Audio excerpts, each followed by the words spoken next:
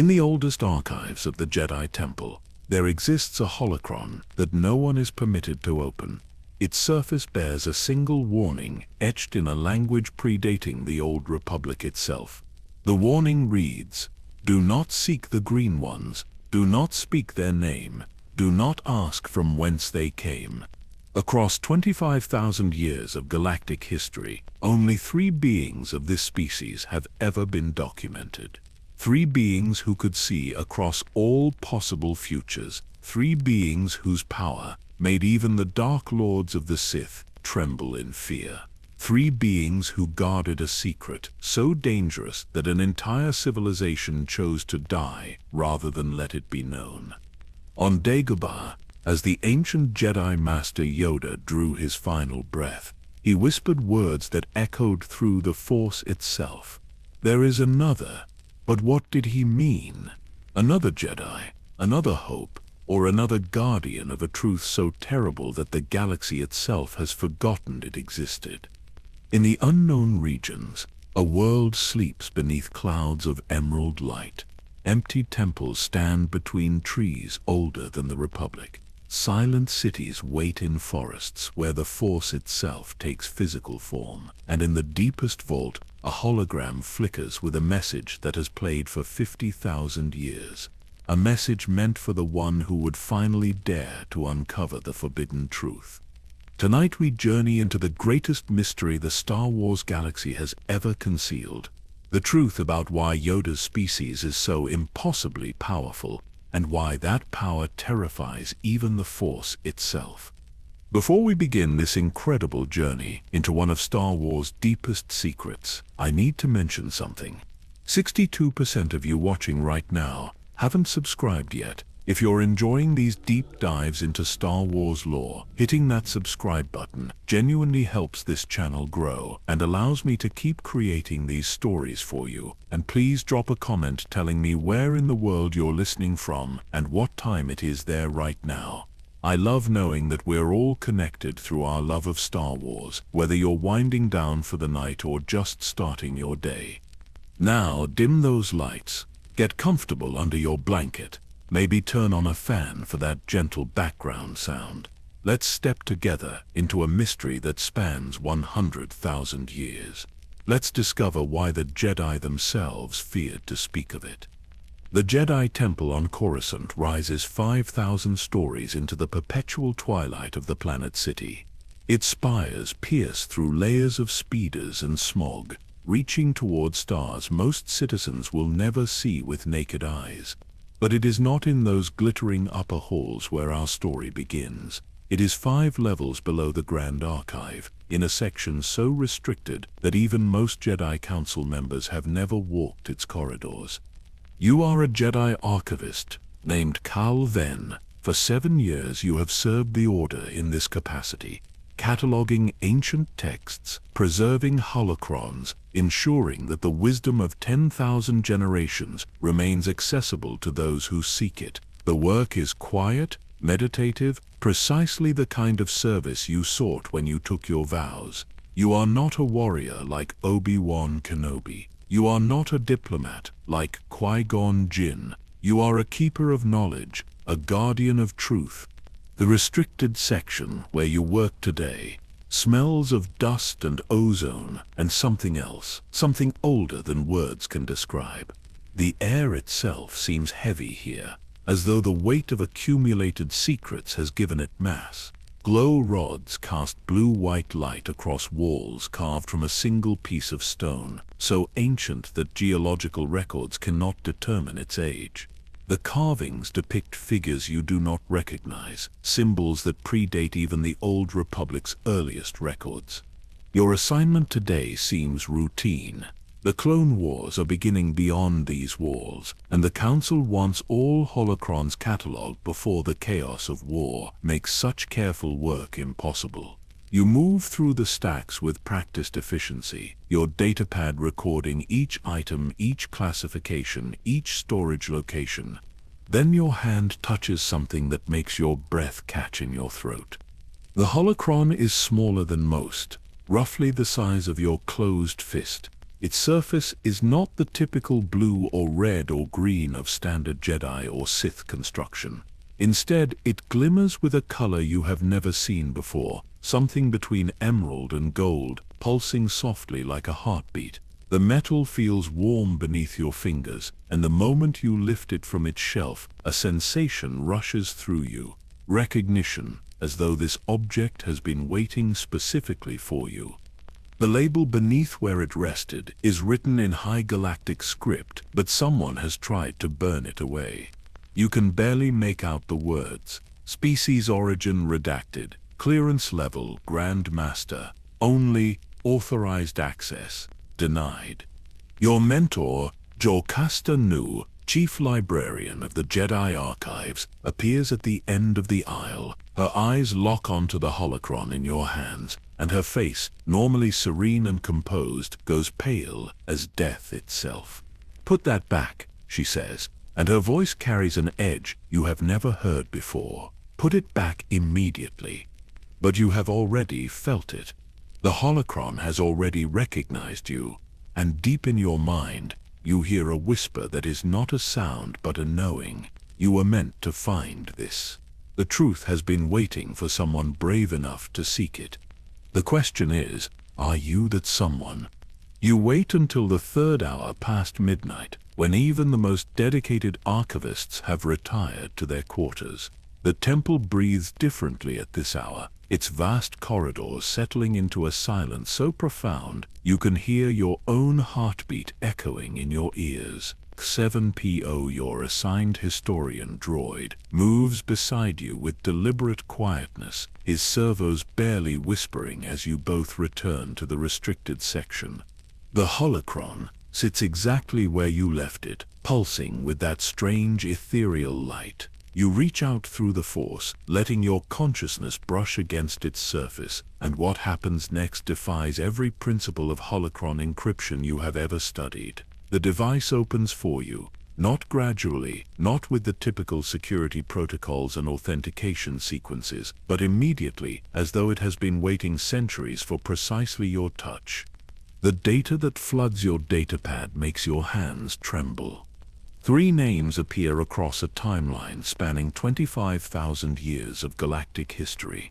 Only 3. Yoda, born 896 years before the Battle of Yavin. Yaddle, born approximately 509 years before that same pivotal moment. And Minch, a name whispered only in the most ancient of legends, supposedly alive during the era when the Sith Empire still contested every star system with the nascent Jedi Order. C7PO processes the data with unusual slowness, his optical sensors flickering as though struggling to accept what his systems are telling him. "Master Kale," he says, and his vocabulator carries an uncharacteristic uncertainty. According to Republic Census Bureau records spanning 412 separate data archives, this species classification exists in our systems but contains no homeworld designation, no population data, no biological origin studies. It is listed simply as classification unknown, origin unknown, homeworld status unknown. You pull up the physical description files. Average height, 66 centimeters. Distinctive 3-fingered hands. Large eyes adapted for exceptional visual acuity. Pointed ears suggesting enhanced auditory processing. Skin pigmentation ranging from deep green to earthen brown. But it is the next data point that makes your breath catch in your throat.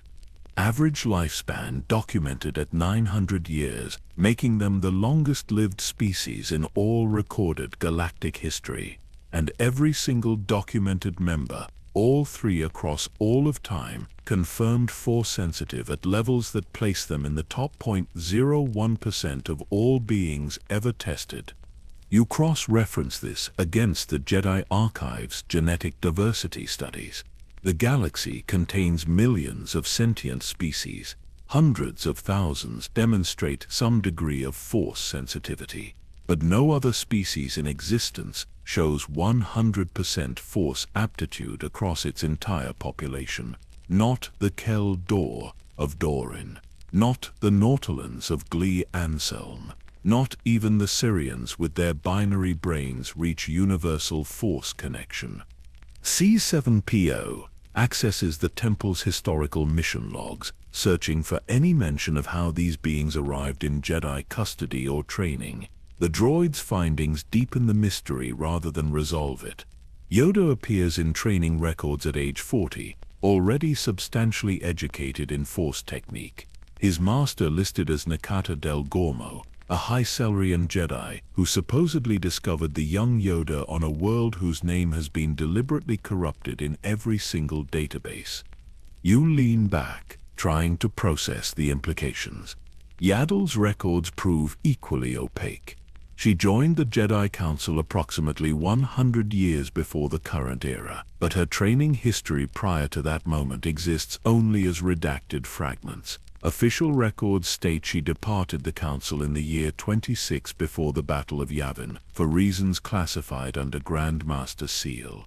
Then there is Grogu, the smallest and most recent of the three, found at the Jedi Temple during the Clone Wars, at approximately 41 years of age, already demonstrating force abilities that would challenge most Padawan learners. No parents listed, no origin world, no explanation for how an infant of this species came to be alone in a galaxy that has never recorded their home world. The pattern becomes undeniable. Each of them appears alone, without family, without context, without the cultural and biological framework that every other species in the galaxy possesses. They emerge from nothing, live for nearly a millennium, and vanish back into mystery. You find yourself drawn to an ancient Jedi text, one of the few physical books remaining in an archive dominated by holocrons and datapads.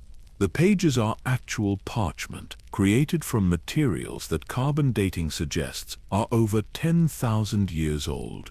Your fingers trace words written in a dialect of Old Galactic that requires careful translation, the hidden ones who see all timelines, those who bridge eternity, the green guardians of forgotten covenants.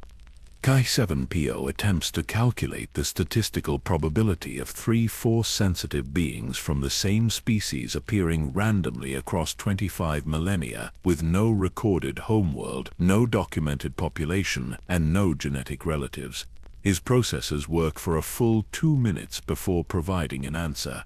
The probability, Master Kyle, is approximately 1 in 847 trillion. For comparison, the odds of any individual being born force-sensitive in the general galactic population is roughly 1 in 10,000. What we are observing here transcends random chance by factors that my programming cannot adequately express. You push deeper into the database, accessing star chart archives that most Jedi never need to consult. Something impossible catches your attention. There are gaps in the Republic's galactic maps, tiny regions marked only with coordinate strings that lead nowhere. When you attempt to access historical survey data for these regions, you encounter security walls that should not exist in a Jedi archive. Each blocked access point is tagged with a single authorization code: Grand Master Yoda, personal seal, classification permanent. He has hidden parts of the galaxy itself. Through the Force, you attempt to reach out to sense these 3 beings, wherever they might exist, in the current moment. The meditation comes easily, more easily than it should, and what you feel makes your eyes snap open in shock. 3 distinct presences, each one ancient beyond mortal comprehension. One feels distant and fading, like a star approaching its final collapse. Another feels impossibly young, yet simultaneously timeless. And the third feels absent, as though it existed once but has now merged with something vast and incomprehensible. You are being watched. You know this suddenly and completely. Someone or something has noticed your investigation. In the shadows at the far end of the archive hall, where your glow rod's light fails to penetrate, a figure stands motionless. You cannot see details, only an outline, but the presence radiates warning. The holocron in your hands pulses once brightly, and text scrolls across its surface in script you can somehow read despite never having studied the language. Do not seek, do not tell. The signature beneath these words consists of a single character, a symbol you recognize from Yoda's personal seal. He knew someone would find this eventually. He left this warning deliberately. But warnings, you have learned in your years as an archivist, are simply truths that someone fears to speak aloud. The following nights blend together as you descend deeper into the temple's oldest record systems. You move carefully, never accessing the same terminal twice, never following patterns that might alert the archive's security protocols. C7PO proves invaluable, his droid logic allowing him to navigate data structures without triggering the monitoring systems designed to track sentient researchers. What you discover rewrites your understanding of Jedi history itself. Yoda's first official mention in temple records appears in the year 856 before the Battle of Yavin. He was 40 years old, already trained to knight-level proficiency, presenting himself to the Jedi Council on Coruscant with credentials from a master named Nakata del Gormo. The Council's meeting notes from that day survive, preserved in a format so old it required 3 different translation matrices to decode. The Council members expressed confusion about the young Jedi species. They asked direct questions about his homeworld, his people, his family structure. Yoda's responses, recorded verbatim, remain maddeningly vague. He spoke of a world in the Outer Rim, a place where the Force flowed strong, a master who found him and trained him in isolation. But when pressed for coordinates, for specific details, for anything concrete, he deflected with wisdom that seemed impossibly ancient for one so young. Master Tyvoka, the Wookiee who led the Council in that era, made a notation that sends chills down your spine even across 8 centuries. This being knows things he should not know.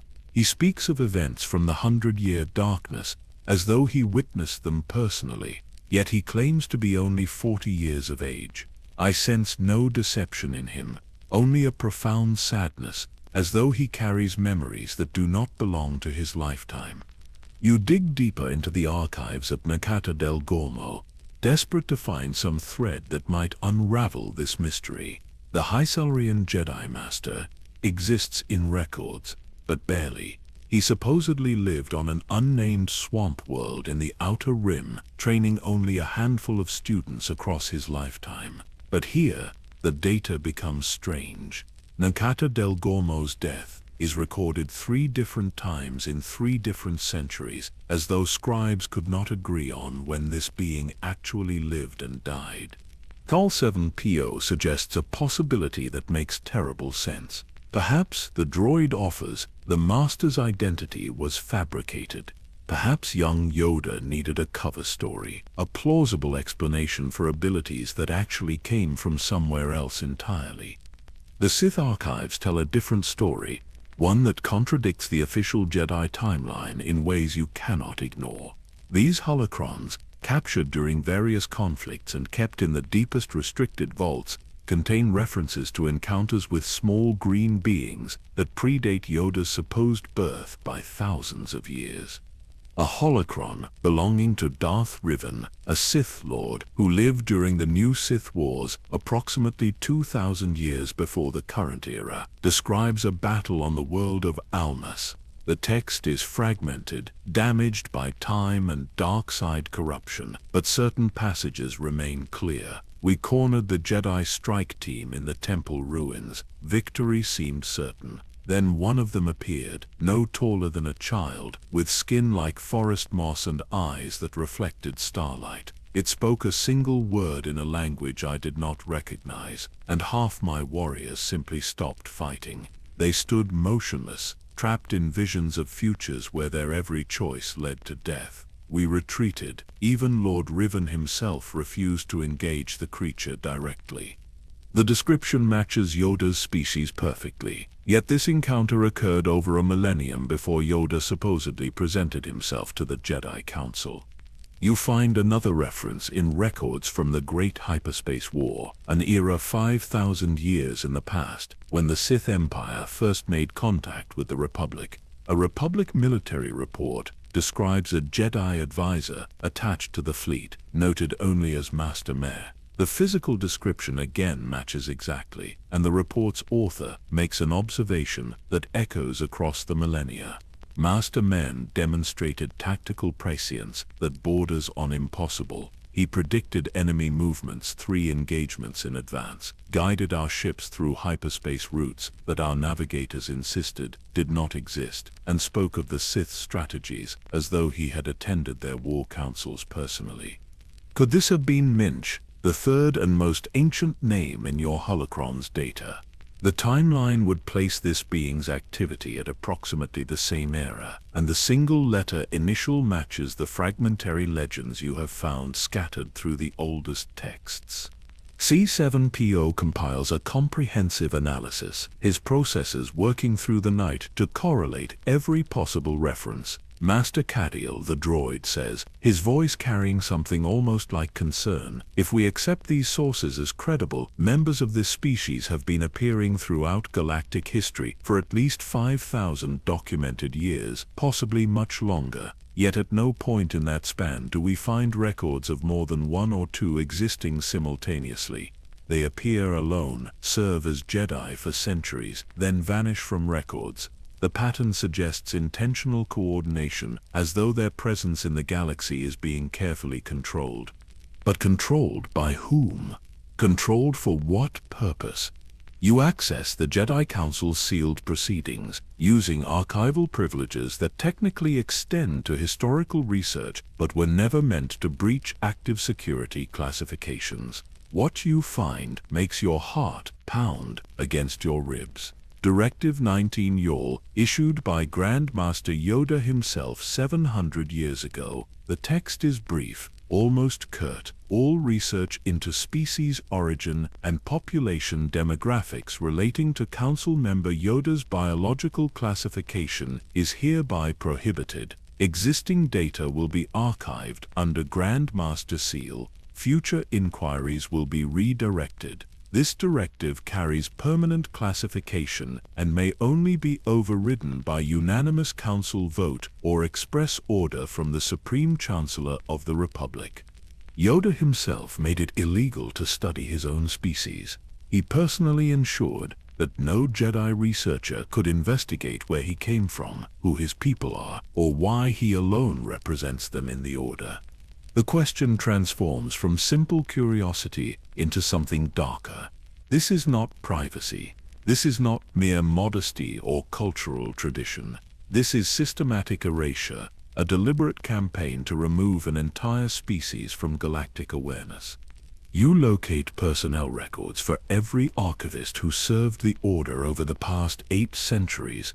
17 different researchers across multiple generations had their duties mysteriously reassigned within months of beginning projects that touched on Yoda's origins.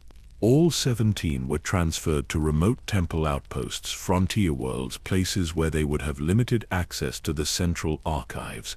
The last researcher to investigate seriously was an Iktochi scholar named Master Sarasa.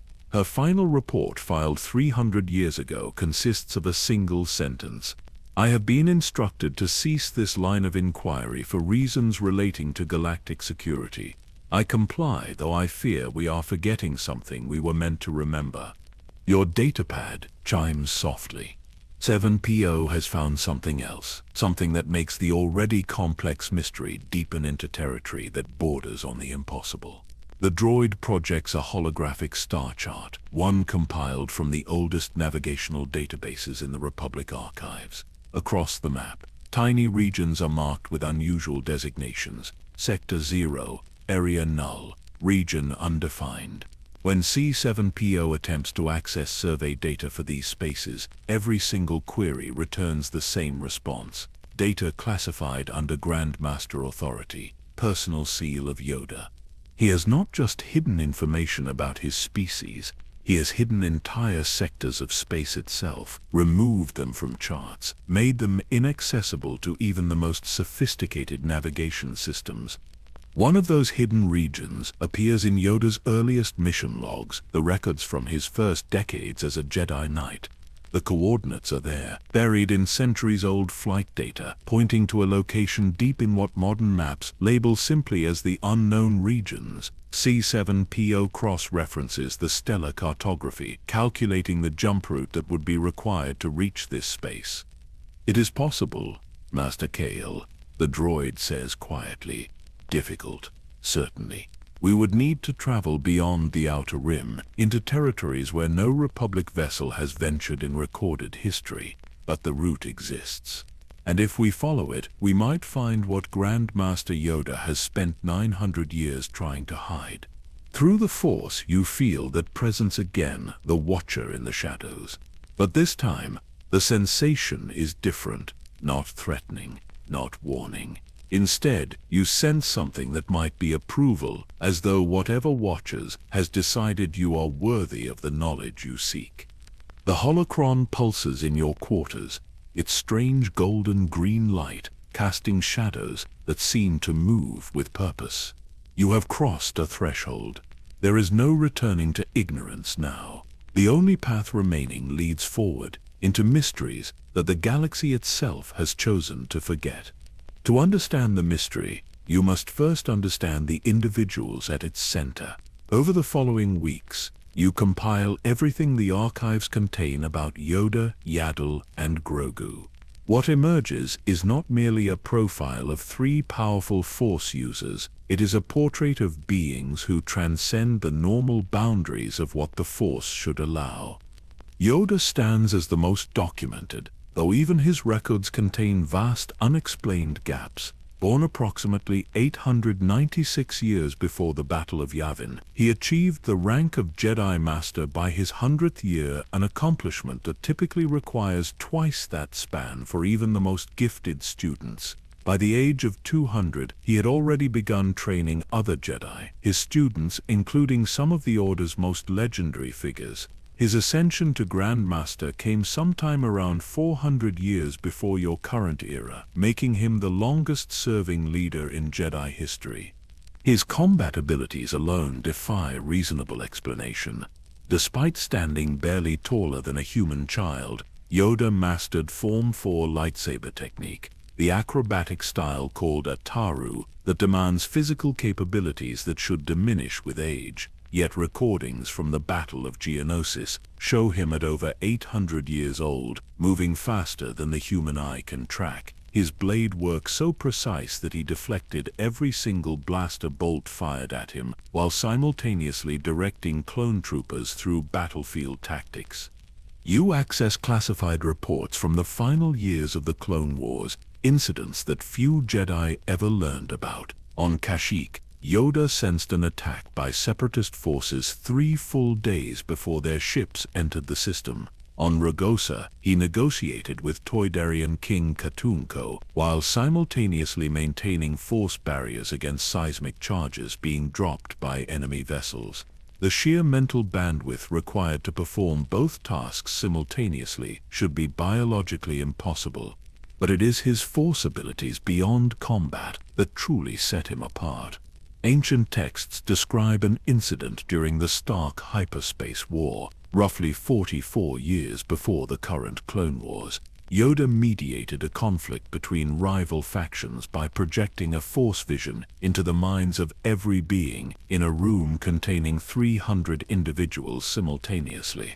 Each person saw a unique vision, tailored specifically to their fears and hopes, all maintained perfectly by Yoda's consciousness for over an hour. The mental architecture required for such a feat has never been replicated by any other Jedi in recorded history. His midi-chlorian count, measured at 17,700 per cell, places him in extraordinary company. For context, Anakin Skywalker, the prophesied Chosen One, measured over 20,000. But Qui-Gon Jinn, a powerful Jedi Master, registered approximately 13,000. Most Jedi Knights range between 7 and 10,000. The concentration of Force-sensitive organisms in Yoda's cells approaches the theoretical maximum that a living body can sustain. Yet what the medical texts note with confusion is that Yoda's midi-chlorian count remained constant across 8 centuries of testing. In every other species studied, these levels decline with age as cellular regeneration slows. Yoda's numbers at age 800 matched his numbers at age 100, as though time itself had no power over his connection to the Force. Yaddle presents a parallel mystery wrapped in even deeper obscurity. Records place her at 477 years old when she departed the Jedi Council in 26 years before the Battle of Yavin. Like Yoda, her early history remains frustratingly vague. She appeared in Jedi records as a mature knight with no clear documentation of her training or origin. What distinguishes Yaddle from other Jedi Masters is her mastery of techniques considered lost to the Order. She demonstrated proficiency in Morikra, a Force ability that places targets into deep hibernation by slowing their metabolic processes to near death. The technique requires such precise control over the living force that only a handful of Jedi across 10,000 years ever achieved competence with it. The Council's private notes reveal something that the public records omit. Yaddle spent 100 years in captivity on the world of Koba, imprisoned by a criminal syndicate that sought to break her will and turn her abilities to their purposes. When Jedi finally located and freed her, they found her mind completely intact, her connection to the Force undiminished despite a century of isolation that would have driven most beings to madness. She explained to the rescue team that she had spent the imprisonment in deep meditation. Her consciousness expanded beyond her physical body to touch the cosmic force itself. The interrogation records note that she spoke of those 100 years as though they had passed in moments, her perception of time fundamentally different from normal sentient experience. Yaddle's departure from the Council carries hints of foreknowledge that you are only beginning to understand. She left suddenly, offering minimal explanation, undertaking what she termed a critical personal mission. Her last recorded words to the Council, preserved in Master Windu's personal logs, echo with implications that become clearer in light of your investigation. "The darkness comes," she said. "I must ensure the continuation." Her mission took her to the world of Mawan, and after that, official records fall silent. Whether she died there or vanished into the same obscurity from which she emerged, no one seems certain.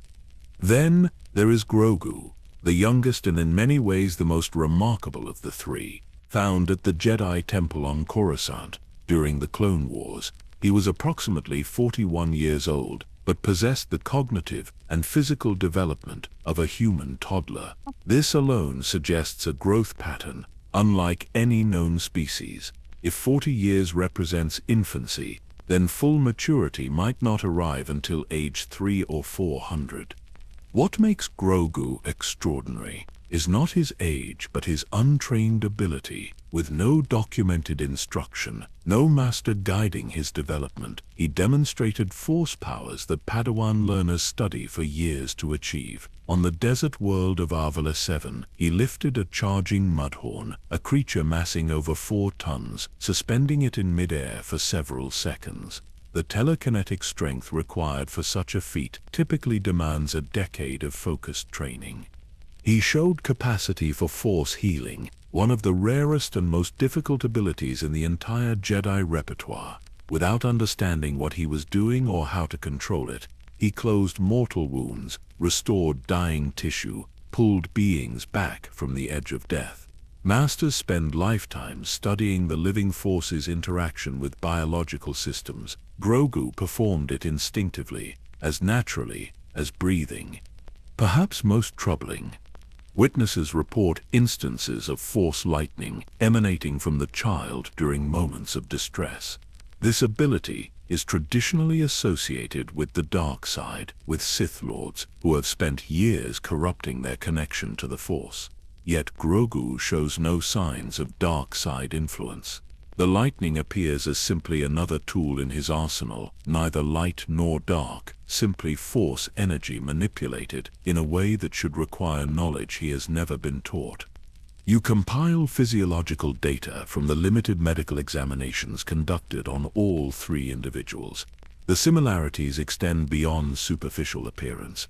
All three show cellular structures that resist normal aging processes. All three possess sensory organs developed far beyond what their size would suggest, capable of perceiving electromagnetic spectra invisible to most species. All three demonstrate neural pathways that suggest cognitive processing occurring at speeds that should require much larger brain structures. The medical reports note another impossible detail. When Jedi healers attempted to study Yoda's cellular makeup during a routine examination, they found his cells resistant to their scanning equipment, not blocking the scans through any active effort, but simply existing in a state that made conventional analysis difficult. The report's author theorized that Yoda's cells maintained a quantum uncertainty, as though they existed partially in real space and partially in the Force itself. Tier 7PO processes all this data, cross-referencing it against every known Force-sensitive species in the Republic's xenobiological databases. His conclusion arrives with mathematical certainty. The probability that these abilities arose through natural evolution, the droid explains, approaches zero. Every other species shows clear environmental adaptation in their Force sensitivity. Keldor develop enhanced extrasensory perception due to their world's toxic atmosphere. Nautilans evolved Force empathy for navigating their oceanic environment.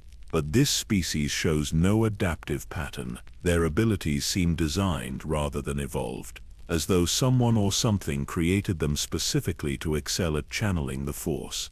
The question becomes inescapable. If they were designed, who did the designing? And for what ultimate purpose? You meditate on this mystery deep into the night, reaching out through the Force for any guidance, any hint of direction. What you experience defies your training and understanding. For just a moment, your consciousness touches something vast, something that feels less like three individuals and more like three focal points of a single immense awareness.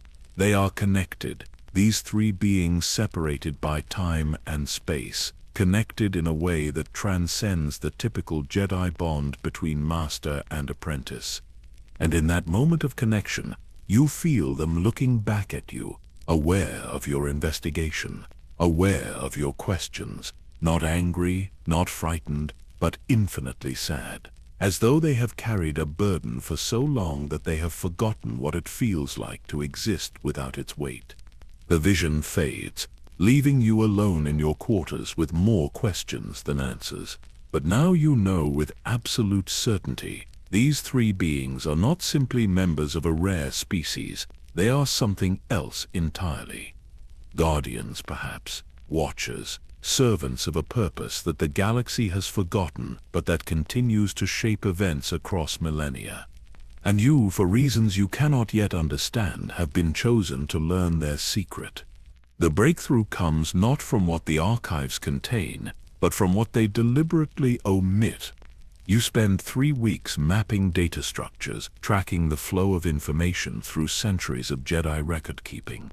Every major event in galactic history generates documentation, cross-references, supplementary reports. Battles produce casualty lists. Diplomatic missions spawn treaty archives. Even routine training sessions leave behind evaluation forms and progress assessments. The Jedi Order, for all its mysticism, maintains bureaucratic thoroughness that rivals the Republic Senate itself.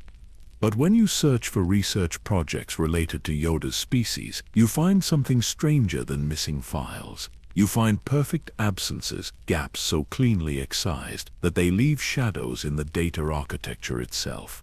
Q7PO helps you reconstruct the pattern. Over the past 800 years, 17 different archivists initiated research projects that touched on species classification, genetic diversity studies, or xenobiological surveys that would necessarily have included analysis of council members' biological origins. Each project generated initial reports, resource requests, preliminary findings.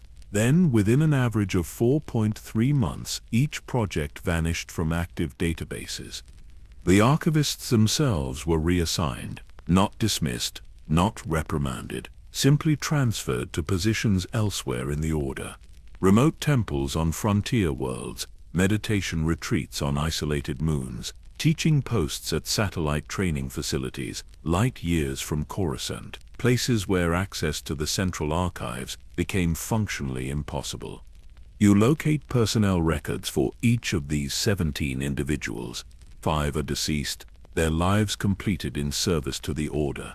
The remaining 12 are scattered across the galaxy, but you manage to contact 3 through secure communications channels used for inter-temple coordination. Their responses carry a consistency that chills you.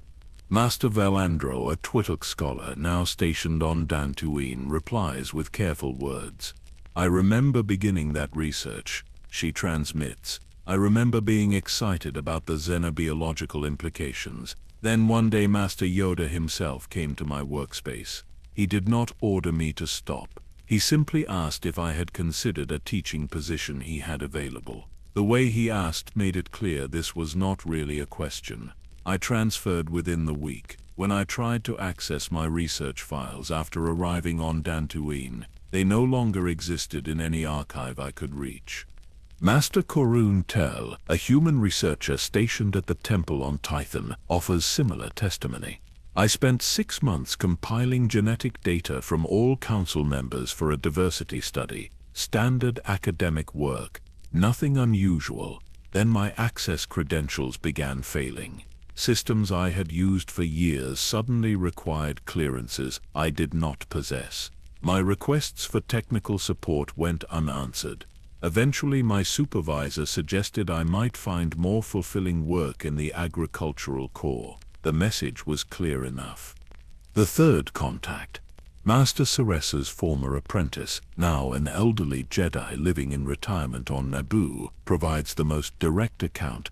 "My master discovered something that frightened her. She would not tell me what, said the knowledge was too dangerous for anyone who did not absolutely need to know it.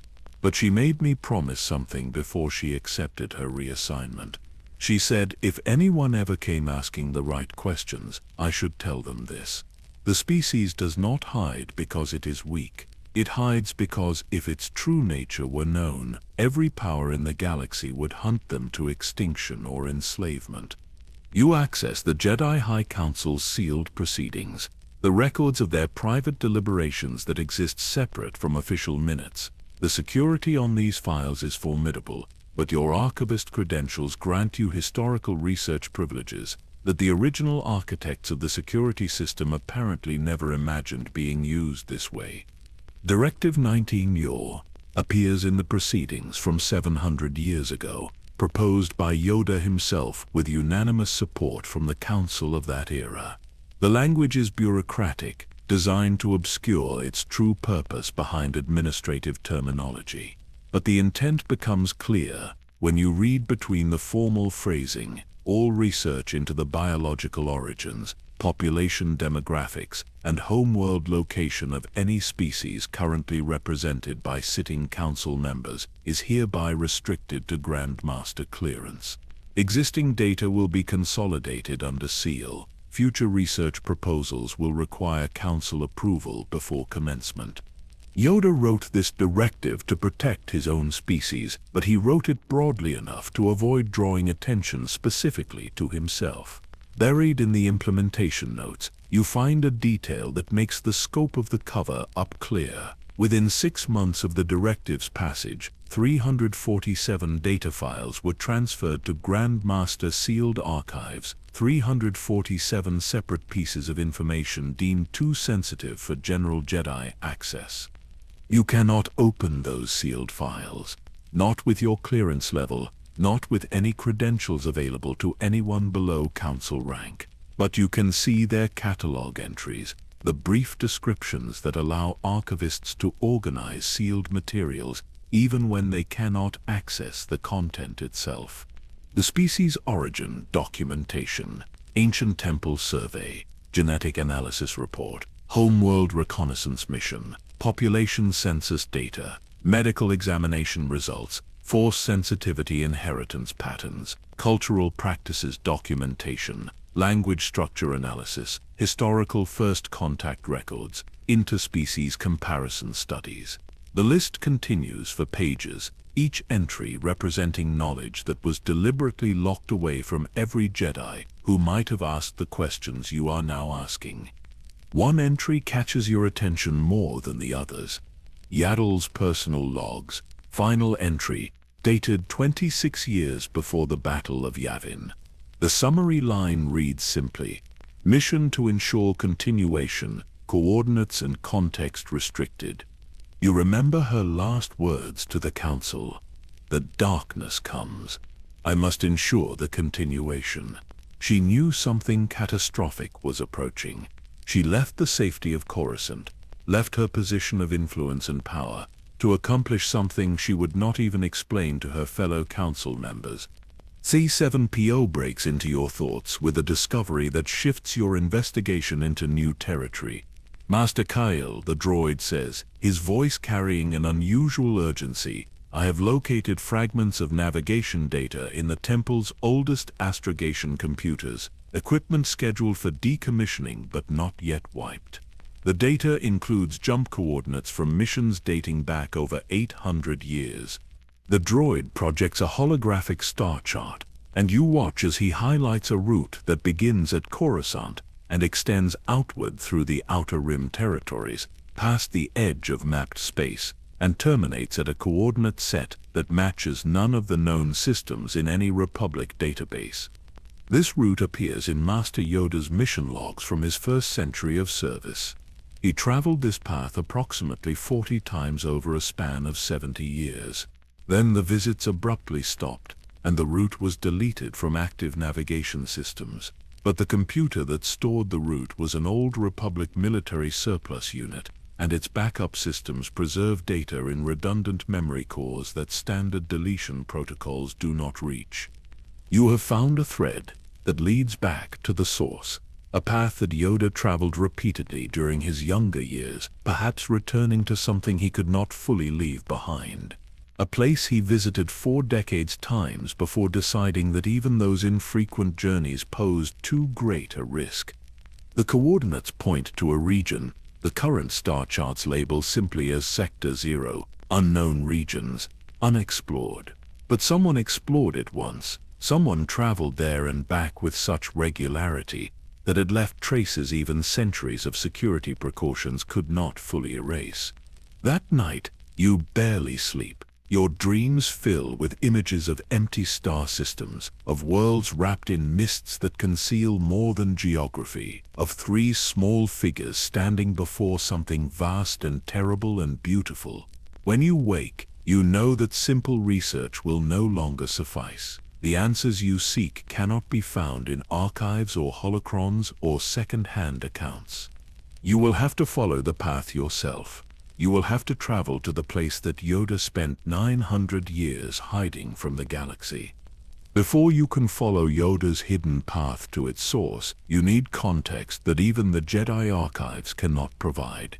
Your research has led you to references that predate the Jedi Order itself, mentions of beings and forces that exist in the space between history and mythology. The Guardians of the Wills keep records that make even the Jedi Temple's ancient texts seem recent by comparison. You take a leave from your duties, claiming personal meditation time that archivists are granted once every standard year. The journey to Jeddah requires 3 hyperspace jumps and deposits you on a moon that breathes history through every grain of its desert sand. The holy city rises from rust-colored dunes, its architecture a testimony to thousands of years of pilgrimage and worship. The Temple of the Kyber stands at the city's heart, though calling it a temple understates its significance. It is more accurate to call it a monument to the Force itself, built around natural Kyber crystal formations that sing with harmonic resonance audible to anyone sufficiently attuned. You arrive during the hour of reflection, when pilgrims from 100 worlds gather in contemplative silence. Master Endrove, current keeper of the will's most sacred texts, greets you in a chamber so old that the stone walls have worn smooth under countless thousands of hands brushing past over millennia. He is blind, his eyes clouded by age, but he navigates the space with certainty that suggests either force sensitivity or simply such profound familiarity that sight becomes superfluous. You seek knowledge of the first ones, he says, and it is not a question. His voice carries harmonics that remind you of the kyber crystals humming in the chambers below. We wondered when a Jedi would come asking properly. Others have visited, seeking fragments of history for their archives, but you come seeking understanding. There is a difference. He leads you deeper into the temple complex, past chambers where monks transcribe the Journal of the Wills in script so small that it requires magnification to read, past meditation halls where the air itself seems to shimmer with accumulated devotion. Finally, you reach a room that holds perhaps 20 physical books, actual bound volumes with pages of treated hide covered in illustrations and text. These predate your order, Master Endro Vey explains. They record knowledge from when the galaxy was young and the Force was understood differently than your Jedi teach it now. Back then, people did not speak of light and dark, of Jedi and Sith. They spoke simply of the wills, the cosmic entities that channel the Force into comprehensible form for mortal minds to grasp. He opens one volume with hands that shake slightly from age, but handle the pages with practiced care. The illustration revealed shows 3 small figures standing before what appear to be beings of pure light, their forms suggesting humanoid shape, but their substance clearly something other than flesh. The Eternal Guardians, Master Endro Vey says. The text calls them those who walk between flesh and force, existing partially in both states simultaneously. According to our oldest traditions, the wills themselves created these guardians as instruments of cosmic balance. They were shaped from the living force itself, given physical form so they could interact with the material galaxy while retaining connection to something greater. You lean closer, studying the text surrounding the illustration.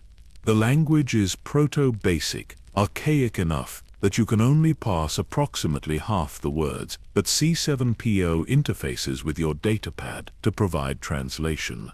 The passage describes beings with lifespans measured in centuries, with wisdom that transcends individual experience, with eyes that see not just the present moment, but the branching paths of all possible futures. They were meant to guide. The monk continues, not to rule, never to control, but to gently influence the galaxy's development toward harmony with the Force.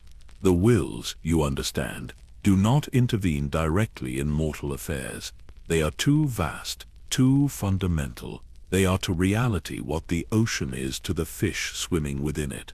But the guardians could walk among people, could teach and advise, could nudge events toward outcomes that served the greater cosmic balance. Another volume, this one bound in dark leather, that has survived so many centuries, it has become almost petrified, contains star charts, unlike any you have seen before. They show the galaxy not as a map of systems and trade routes, but as a web of force connections, bright lines linking worlds where the Force flows particularly strong. At certain intersections, where multiple lines converge, small symbols mark locations of unusual significance. Master Endro Vey's finger, gnarled with age, traces these symbols, places where the boundaries between the material and spiritual grow thin, where beings sufficiently attuned could pass from one state to another. Your Jedi know some of these places. Dagobah, where Master Yoda lived his final years, is one. Mortis, the realm of the Ones, is another. And there are others your order has forgotten or never knew. One symbol appears unique among all the others, marked not with a single point, but with a circular notation that suggests something encompassing rather than located. The text beside it uses words that translate roughly as sanctuary, origin point, the place where boundaries dissolve completely. This is what you seek, Master Endro Vey says quietly. the world where the Guardians were shaped, where they can exist fully as both flesh and force. In the wider galaxy, they must choose one nature or the other, must anchor themselves either in physical form or spiritual essence. But in that place, they need not choose. They can simply be what they were meant to be. You ask the question that has driven your entire investigation. Do you know where this place exists? Can your chart show me how to reach it? The old monk is silent for a long moment. Finally he speaks, and his words carry weight that makes the air feel heavier. We know only that it exists beyond the boundaries of known space, wrapped in protections, both technological and mystical. Those who seek it with pure intent may find guidance. Those who seek it for power or exploitation will find only the endless dark between stars. The Force itself guards that sanctuary, and the Force judges who approaches worthier of revelation or denial. He closes the ancient volumes with finality. But I will tell you this, young archivist, the Guardians you seek did not hide their world out of fear. They hid it because knowledge of its existence would doom not just themselves but the galaxy entire. Powers beyond your imagination would wage wars for control of that place. Sith Lords would tear apart star systems seeking the path to it. Even well-meaning beings would damage what should remain pristine. Some secrets protect not just individuals but the cosmic order itself. You spend 3 days in meditation within the Temple of the Kyber, reaching through the Force for any hint of guidance. The crystals sing around you, their harmonics creating patterns that your consciousness interprets as almost language. Images flood your awareness during these deep meditations. You see Yoda, centuries younger, standing on a world of impossible beauty where reality itself seems fluid. You see Yaddle, her face peaceful, walking between trees that glow with internal luminescence. You see Grogu, not as the child he is now, but as something ageless, watching stars birth and die across eons. And you see yourself, standing at a threshold between knowing and understanding, about to cross into knowledge that will forever change how you perceive the Force, the galaxy, and your place within both. When you emerge from meditation on the 4th day, you find Master Endrove waiting. He presses a small data crystal into your palm. This contains coordinates, he says, not to the sanctuary itself, for that cannot be given, only found, but to a place where the path becomes clear for those meant to walk it. Whether you are meant to walk it, only the Force can determine, but I sense you have already decided to try.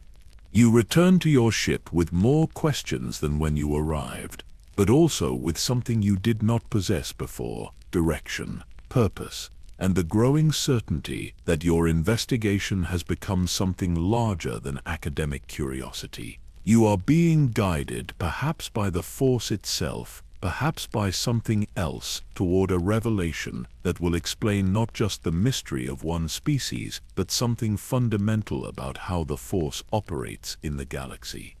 The coordinates in the crystal point to a region that matches the navigational fragment C7PO discovered in Yoda's old mission logs. Confirmation then. The path exists. The destination waits. Now you must decide if you possess the courage to follow where it leads. You return to Coruscant carrying knowledge that weighs on your spirit like physical mass. The temple's familiar corridors feel different now, as though you are seeing them through new understanding that reveals hidden dimensions previously invisible. Jocasta Nu summons you to her private office the morning after your arrival, and you know before entering that the conversation will force decisions you have been avoiding. She waits with her back to the door, gazing through the floor-to-ceiling window at the endless cityscape beyond. When she speaks, her voice carries none of its usual administrative crispness. You went to Jeddah. You spoke with the Guardians of the Wills, and now you plan to follow this investigation to its conclusion, regardless of what I say. It is not a question, but you answer anyway. The truth matters, Master. The Jedi Order was founded on seeking truth. understanding the Force, preserving knowledge for future generations.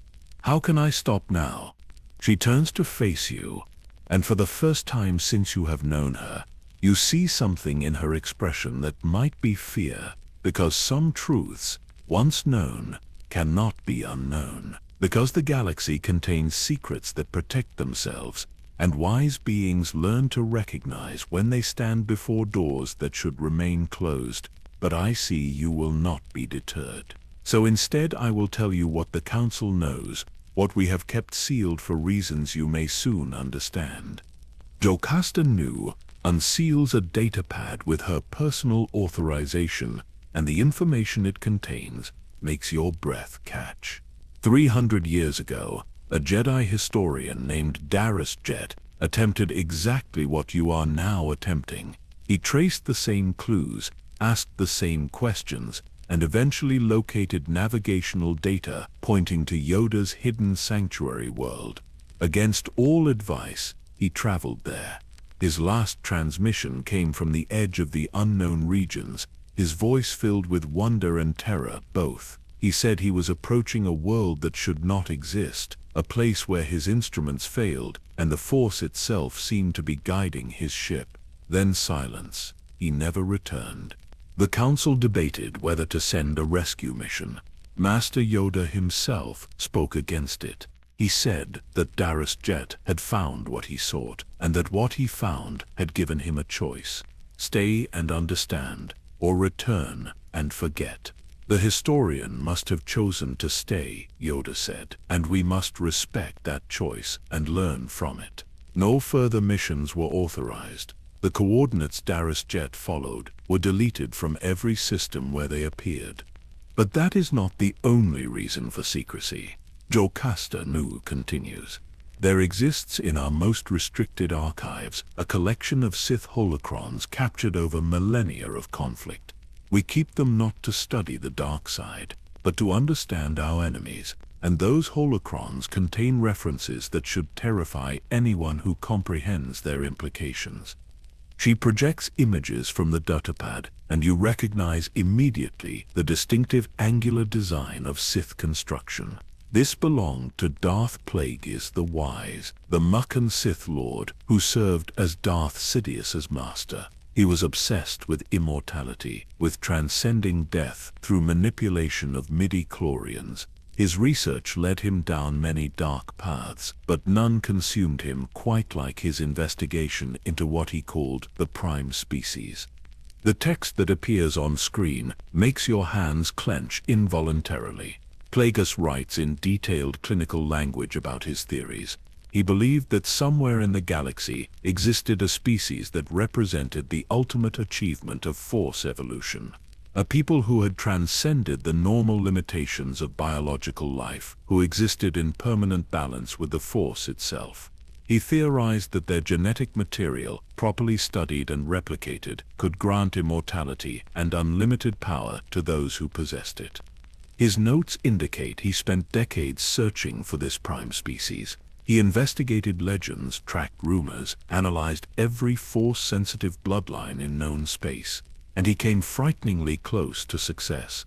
His final entries before his death mention a small green being on the Jedi Council, someone whose very existence suggested possibilities that excited and terrified him. He planned to capture this being, to study it, to unlock what he called the fundamental secret of Force channeling.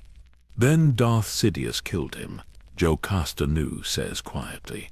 Whether that was simple Sith betrayal, or whether Sidious feared what his master might accomplish with such knowledge, we cannot know. But this much is certain. If any Sith Lord successfully located Yoda's homeworld, learned the truth of his species, and gained access to their genetic legacy, the resulting catastrophe would make the Sith Wars look like minor skirmishes. She deactivates the projection and meets your eyes with intensity that pins you in place. This is why we keep these secrets, Casey. Not to suppress knowledge, but to prevent genocide. Yoda's species numbers perhaps 3, possibly fewer, in the entire galaxy. If their location became known, if their true nature were revealed, they would face extinction or worse. Slavery, cloning, genetic experimentation, weapons development. Every dark power in the galaxy would hunt them, and those who claimed to serve the light would face terrible temptation as well. The weight of her words settles over you, like a shroud. But beneath the fear she intends to instill, you feel something else rising. Not rebellion against authority, but a deeper conviction that the Force itself has guided you to this moment. That your dreams, your discoveries, the way the holocron opened specifically for you, all point towards something that transcends the Council's careful political calculus. You have the coordinates now, confirmed by 3 separate sources. You have a ship, your archivist credentials granting access to vessels reserved for research missions. You have a 7PO, loyal and competent, willing to accompany you despite the risks. And you have the growing certainty that some truths demand to be known, regardless of danger, because ignorance carries its own catastrophic price. A Jocasta Nu seems to read your decision in your silence.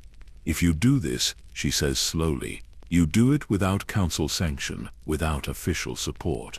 If you disappear into the unknown regions as Daristja did, we will not come searching. We cannot afford to draw attention to what you seek. You understand this.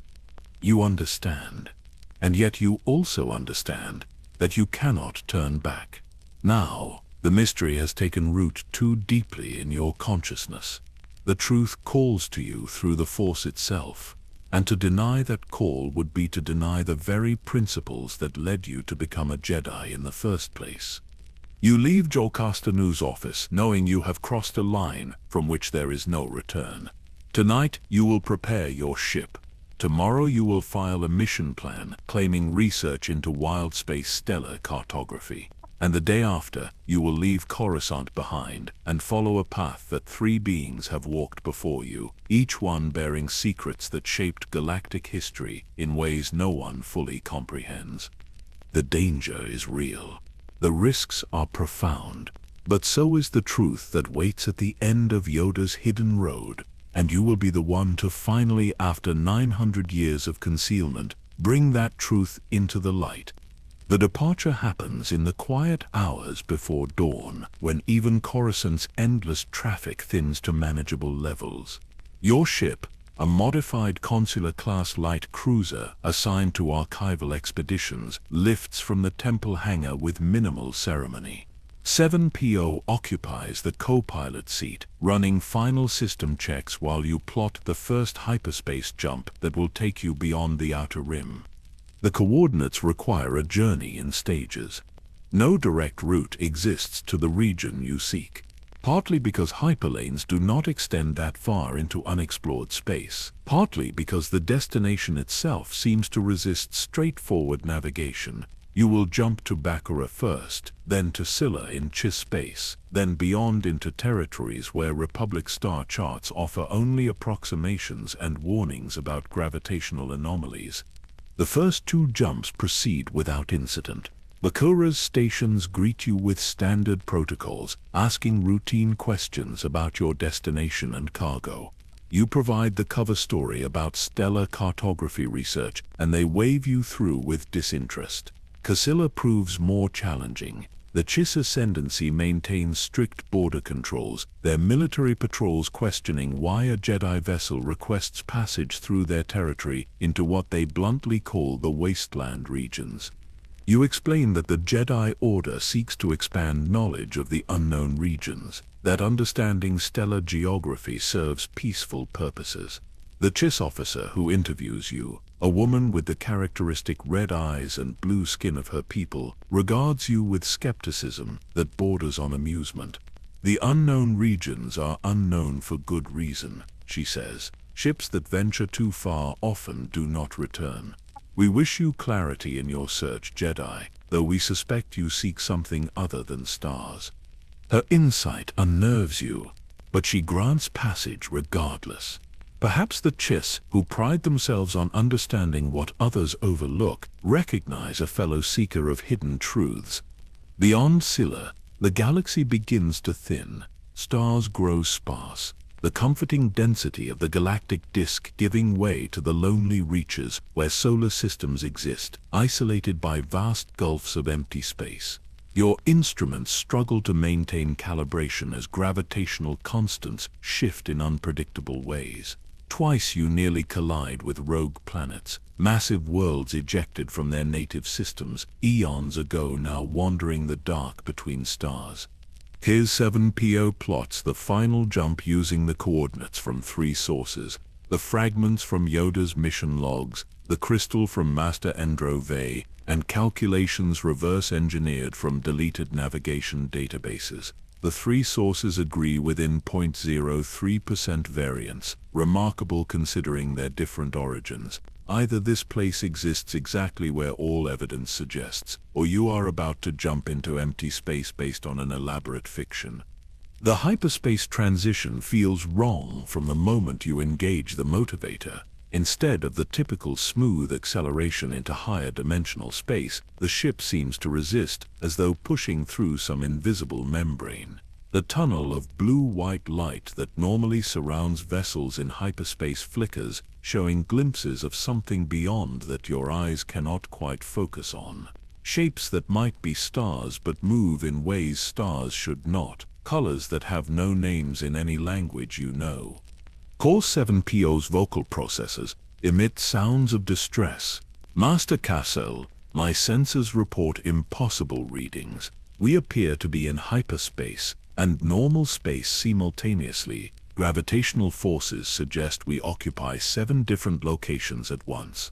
This should not be physically possible, according to any known laws of physics.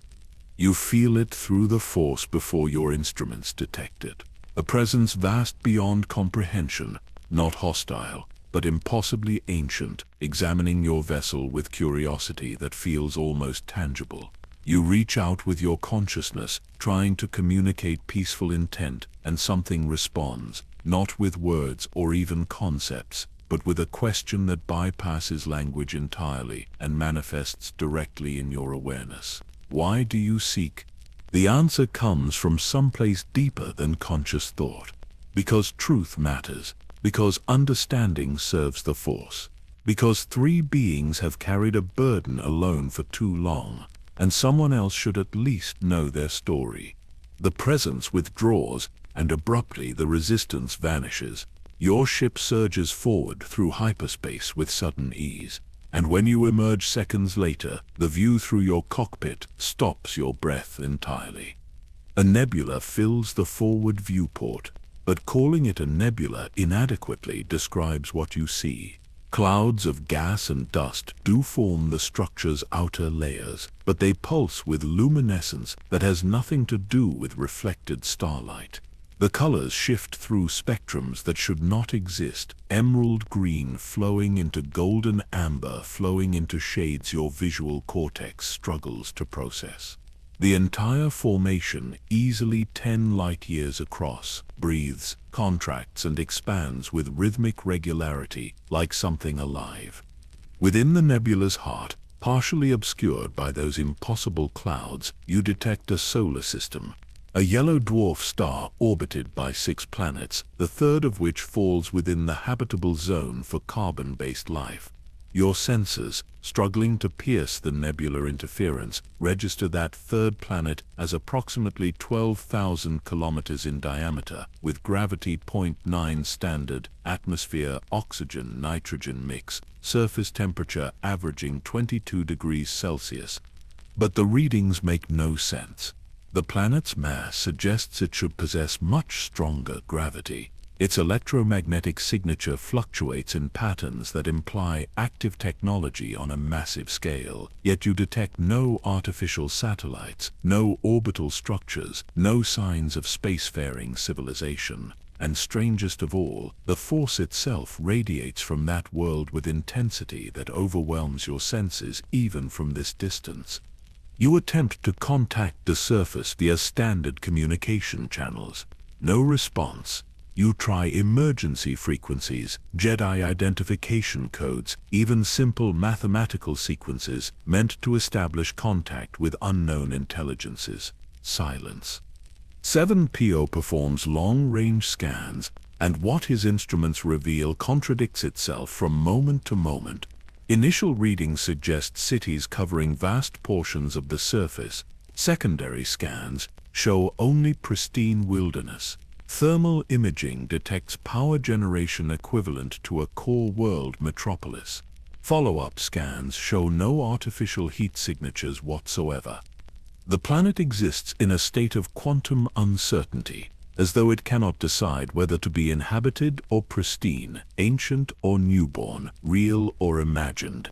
Master Kachil C7PO says quietly, "I must report that my logic circuits are experiencing fundamental conflicts.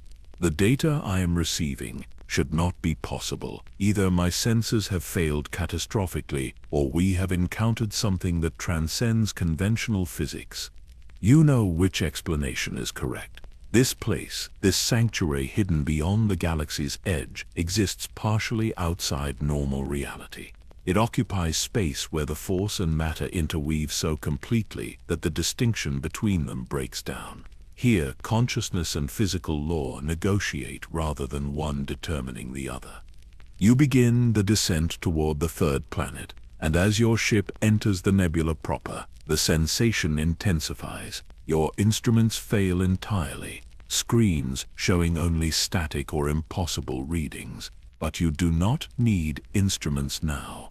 The force itself guides you, a current so strong that you simply let it carry your vessel like a leaf on a river. The nebula's inner layers part before your approach, clouds withdrawing to reveal a clear path. You see the planet below growing larger, its surface visible now in detail that takes your breath away. Forests of impossible size, trees that must reach kilometers into the sky. Mountain ranges carved into shapes too perfect to be natural, yet too organic to be artificial. And everywhere, that golden-green luminescence pulsing through the landscape like bioluminescence in a deep ocean organism. 7PO's voice, speaking without prompting, carries something that sounds almost like wonder in its electronic tones. Master Kachil, I have analyzed historical records from every civilization in known space. No culture has ever reported finding a world like this. It is as though we approach a place that exists in myth only, except we are actually here witnessing it with functioning senses. I do not have adequate language protocols to describe what I am experiencing. You guide the ship lower, breaking through the planet's atmosphere. The air itself glows faintly, charged with energy that makes your skin tingle even inside the environmental shielding.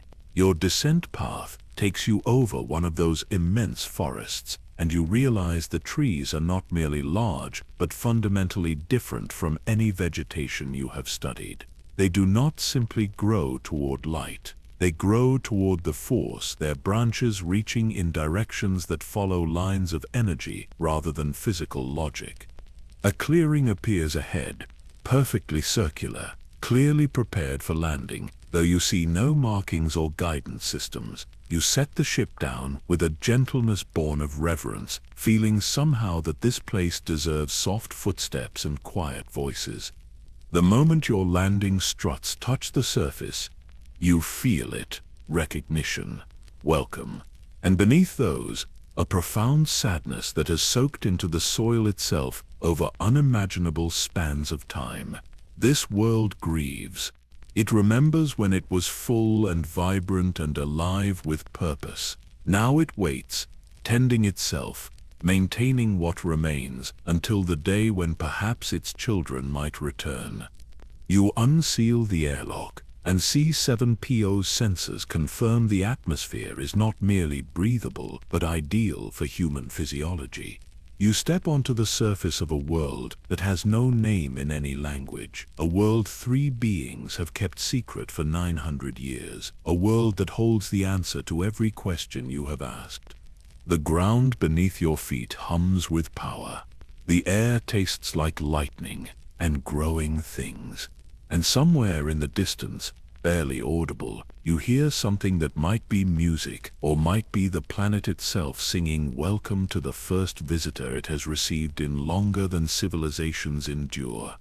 The city reveals itself gradually as you walk away from your landing site. At first you see only forest, those impossibly tall trees with bark that gleams like polished metal and leaves that emit soft light even in full daylight. Then you notice patterns in the vegetation, regularities that nature alone could not produce. The trees grow in deliberate arrangements, their spacing too precise for random distribution. The paths between them, covered in moss that feels like silk beneath your boots, follow geometric designs that speak of planning and purpose. Then you round a massive trunk and see the first structure. Your breath catches despite all your preparation for strangeness. The building, if that word adequately describes it, appears grown rather than constructed.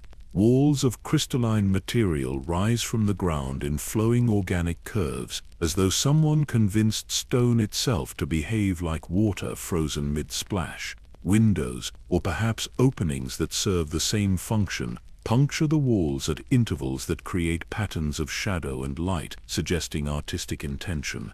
But the building is empty, not recently abandoned, showing signs of hasty departure or gradual decay. Simply empty, as though its inhabitants stepped out one morning millennia ago and never returned. Furniture remains in place, pieces shaped from the same crystalline material as the walls, tables and chairs sized for beings perhaps half your height, shelves holding objects whose purposes you cannot guess. Everything intact, everything preserved, everything waiting. C7PO scans the structure, his senses finally functioning now that you have landed. Master Kale, the composition of these materials defies conventional analysis. They appear to be organic and inorganic simultaneously. The crystalline structure contains carbon chains similar to living tissue, but arranged in lattices that suggest mineral formation. It is as though someone created architecture from substances that blur the boundary between life and geology. You move deeper into the city, and its scale becomes apparent. Thousands of structures spread through the forest, in arrangements that follow the landscape rather than imposing geometric order upon it. Wide boulevards curve between buildings, their surfaces smooth as glass but warm to the touch. Smaller paths wind through gardens, where plants you cannot identify grow in riotous profusion, tended by nothing yet somehow maintaining themselves in perfect health. The technology level becomes evident as you explore. Devices embedded in walls, their function mysterious but their sophistication undeniable. Transportation systems that appear to use some form of magnetic levitation, though the power sources have long since gone dormant. Communication arrays pointing toward the sky, their receivers still humming with faint energy after what must be thousands of years of neglect. This civilization was advanced beyond anything in the current galaxy. They possessed understanding of physics and engineering that makes Republic technology seem primitive by comparison. Yet they abandoned it all, left their achievements to sleep beneath growing vines and patient trees. The central structure dominates the city's heart, a pyramid that dwarfs even the massive trees surrounding it. Its surface, unlike the organic flowing designs of the smaller buildings, is covered in precise geometric patterns that hurt to look at directly. They seem to shift when observed peripherally, suggesting dimensions of space folded in ways that physical matter should not accommodate. The entrance stands open, a doorway 20 meters tall, carved with symbols you recognize from the ancient texts Master Endro Vey showed you on Jedha. The three-fingered hand motifs appear repeatedly, along with abstract designs that might represent the Force itself, spirals and loops, suggesting eternal flow. You step inside, and the interior glows with soft light that has no visible source. The chamber extends upward into shadows, the pyramid's full height creating a space large enough to house a cruiser. Murals cover every wall, images depicting the civilization's history in artistic styles that evolve as your eyes move from older to more recent sections. The earliest murals show a species clearly the same as Yoda's in a galaxy that looks younger somehow. Fewer stars, more chaos, the artistic style suggesting a time before the current cosmic order established itself. These ancient members of the species appear numerous, thousands of them working together on projects whose purpose the art does not make clear. Later murals show their growing mastery of the Force. Images depict individuals moving matter with thought, healing injuries with touch, seeing across vast distances of space and time. But the art also shows something darker, power growing, wisdom struggling to keep pace, figures portrayed larger than life, holding smaller beings in gestures that might be protection or might be control. You reach the chamber's center, and there you find what you have sought, a holographic projector, still functional after unimaginable time, activated by your approach through mechanisms you do not understand. The device rises from the floor, its crystalline surface glowing with that distinctive emerald gold radiance, and a figure appears before you. She stands perhaps 70 centimeters tall, her features unmistakably the same species as Yoda, though her bearing and dress suggest a culture and era alien to anything in current galactic civilization. Robes of material that shifts colors as she moves, jewelry carved from crystals that pulse in rhythm with her recorded speech, eyes that carry wisdom and sorrow in measures that make your throat tighten. When she speaks, the language is nothing you have ever encountered, but understanding comes regardless. Transmitted directly through the Force, her words bypassing sound to implant meaning in your consciousness.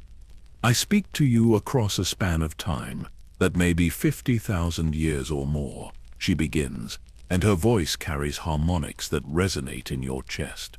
If you have found this place, if you have stood where I once stood, then you have asked the questions our people hoped the galaxy would forget. I am Kale, and before your confusion adds to the mystery, know that we who serve as guardians often take the names of those who seek us. Perhaps you and I are connected across millennia, in ways neither of us comprehend.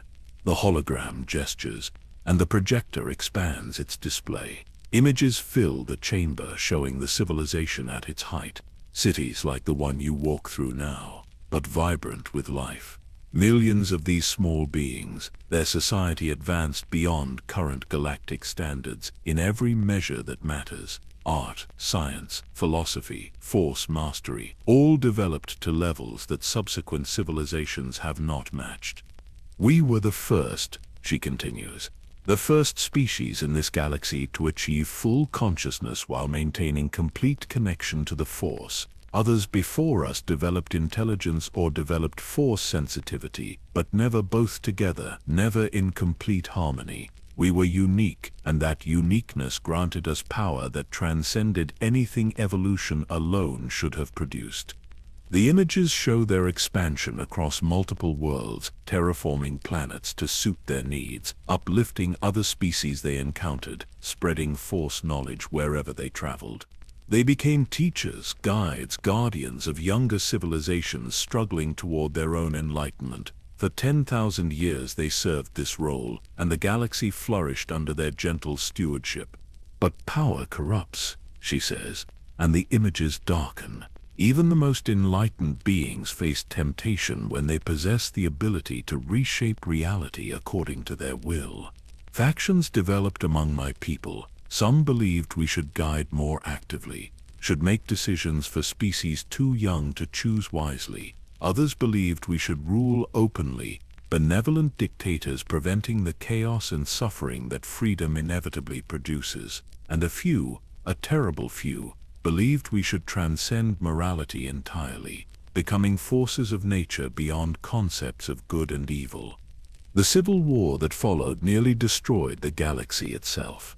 These beings, with their mastery of the Force, fought battles that unmade solar systems. They pulled ships from hyperspace across star sectors. They reached into the minds of entire populations and rewrote memories, beliefs, identities. The conflict escalated beyond physical combat into something worse, a war fought in the realm of consciousness and probability, where victories and defeats rippled backward through time to reshape what had already occurred. The images showed devastation on scales that make your mind recoil. Worlds cracked open, their cores exposed to vacuum, stars forced into premature nova, sterilizing everything within light years, and most terrible, entire species simply ceasing to exist, erased from reality so completely that only the scars in the force remained to suggest they had ever been. "We won," the hologram says, and her voice breaks with grief that 50,000 years have not diminished. Those of us who remembered our purpose, who still believed service mattered more than power, we defeated those who would have become gods and tyrants, but victory brought no joy. We looked upon what we had done, the civilizations destroyed in our civil war, the trust shattered, the fear we had sown across the galaxy, and we understood a terrible truth. She pauses, and the silence stretches long enough that you think perhaps the recording has failed. Then she continues, speaking words that reshape your understanding of everything. "We were too dangerous to exist, not because we were evil, but because we were capable of becoming evil on a scale that threatened all life in the galaxy. Power on the level we possessed should not exist in mortal hands.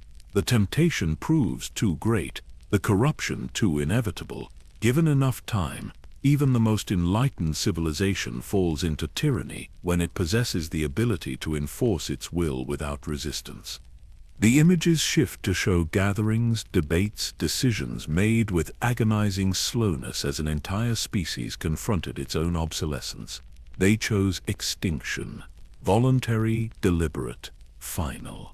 The civilization that could have ruled the galaxy forever decided instead to dissolve itself back into the force from which it had emerged. "We developed techniques over decades of preparation," the hologram explains, "ways to surrender our physical forms while preserving our consciousness in the cosmic force. One by one, millions of us performed the ritual. We released our grip on matter, let our bodies dissipate into pure energy, merged our individual awareness into something greater and more eternal than mortal existence. But complete extinction would have been cowardice," she continues. "We owed the galaxy more than abandonment.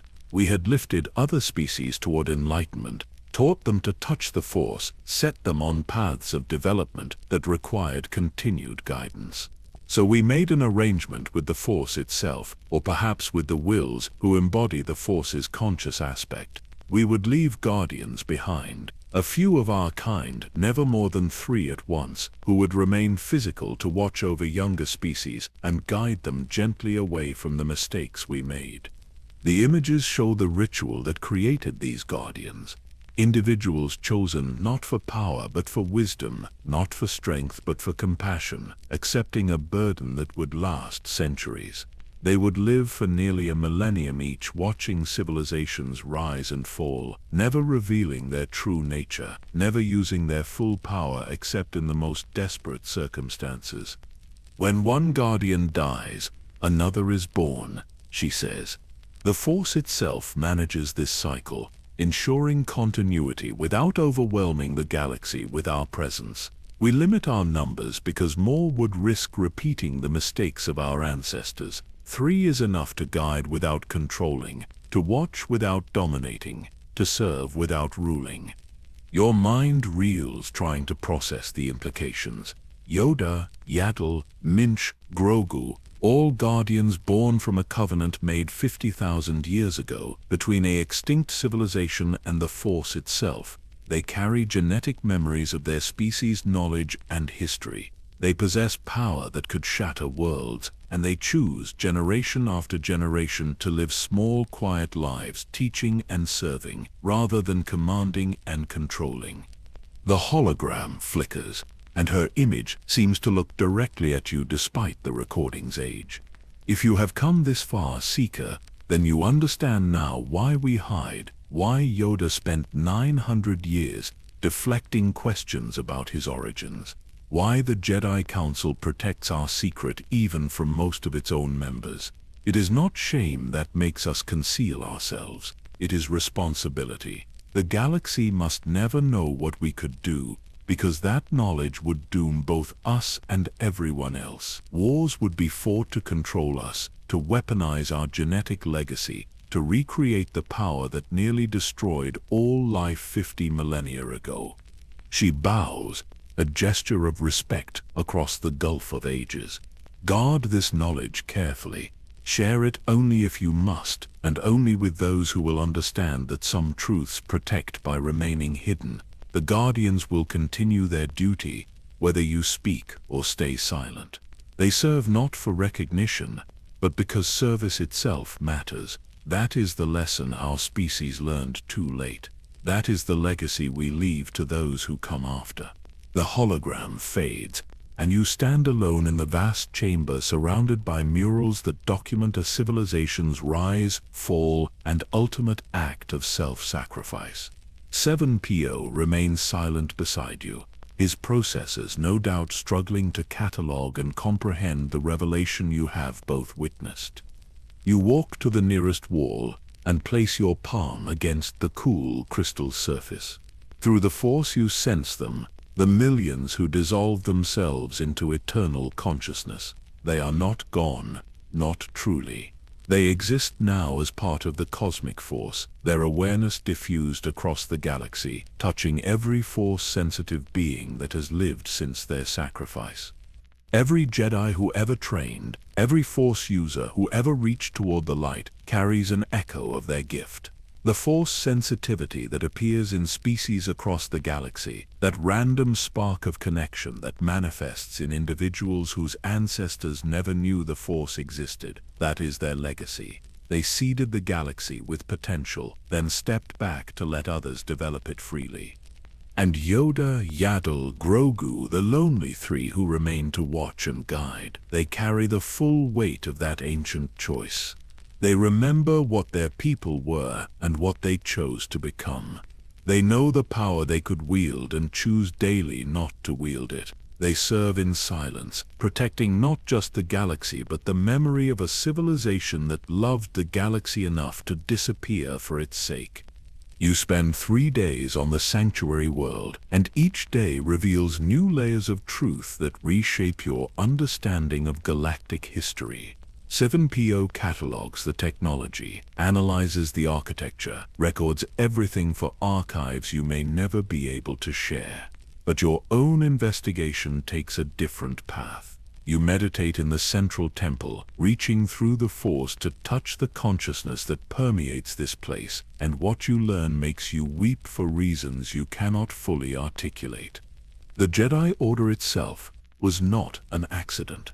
The holographic archives contain records showing early Guardians, beings who lived 10,000 years ago, guiding the first Force-sensitive individuals toward organization and purpose. The Jedi Code, that foundation of philosophy that shapes every aspect of your training, contains principles directly taught by these ancient teachers. Concepts of selfless service, of using power for protection rather than attack, of emotional balance and mindful action, all originate from the lessons a dying civilization wanted to preserve. You discover references to Master Minch, that legendary figure from 5,000 years ago. The records show him during the Great Hyperspace War, advising Republic forces against the Sith Empire's expansion. His tactical insights came not from military genius alone, but from the ability to see probability itself, to perceive which choices would lead to outcomes serving the greater cosmic balance. He guided without commanding, suggested without demanding, shaped events so subtly that those he advised believed they made their own decisions freely. The pattern continues through history. Every major conflict, every pivotal moment when the galaxy teetered between order and chaos, somewhere in the background, you find hints of a Guardian's influence, not controlling events. Never that, but gently nudging probability toward paths that minimized suffering and preserved life. They were never heroes in the traditional sense. Their victories came from preventing catastrophes that no one else knew were possible, from guiding beings away from choices that would have cascaded into devastation. You think about Yoda's 800 years serving the Jedi Order. His training of countless students, his leadership through crises, his wisdom that seemed impossibly profound for any single lifetime.